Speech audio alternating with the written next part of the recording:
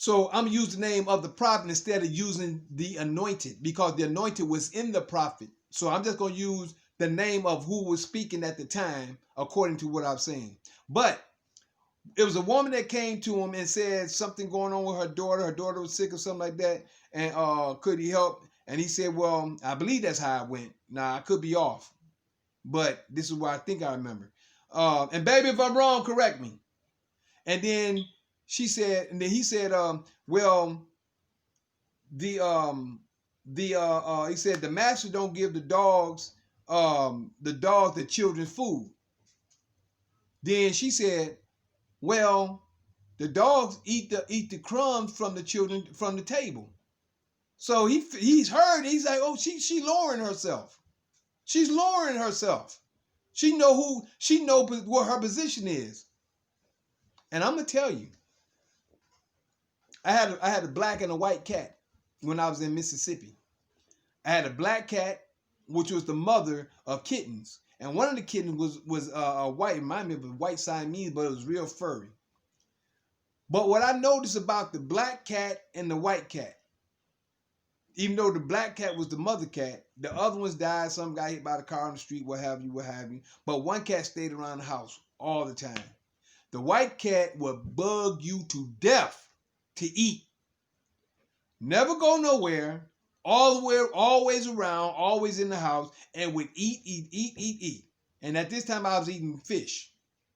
It was back in, I stopped eating fish in 2008. So this was like back in 97, 98. It's 97, 98, around this time. And I had some fish on the counter, thawing out. Cat was out front. I come back, boy, that cat, wow. You know, put my fish up, man. I come here up that boy, I threw what I threw at that cat, eating some of my fish that I had sitting on the counter.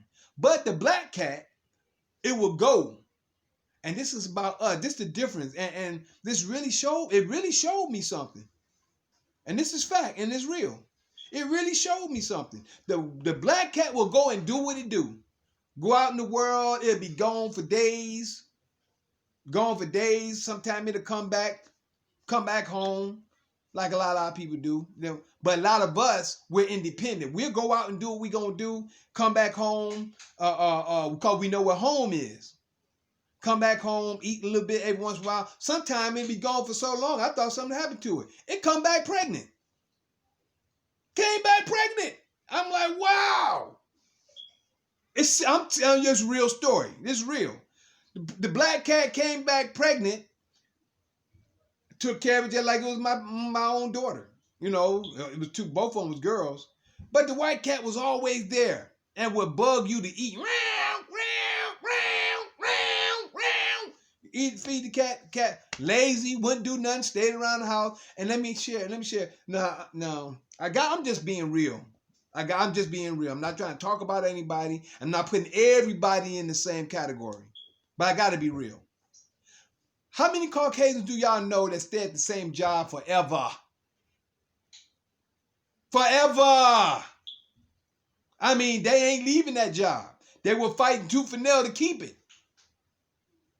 How many Caucasians do y'all know like that? Not talking about anybody. I'm just being real about the situation. Right? Now, how many of us do you know that'll quit a job and go and get something else? Okay, don't worry about that. I'm going to do this and that. I'm my own person. We are independent. We are independent people. That's who we are. That's what we are. We are kings and queens in the earth because we don't need nobody to take care of us. But we have become complacent. Repent. Time to change. Start helping each other. Because we're looking to the wrong person for our help. You're looking to the Caucasian for your help when you should be talking to the Father and looking at your brother man, your sister girl,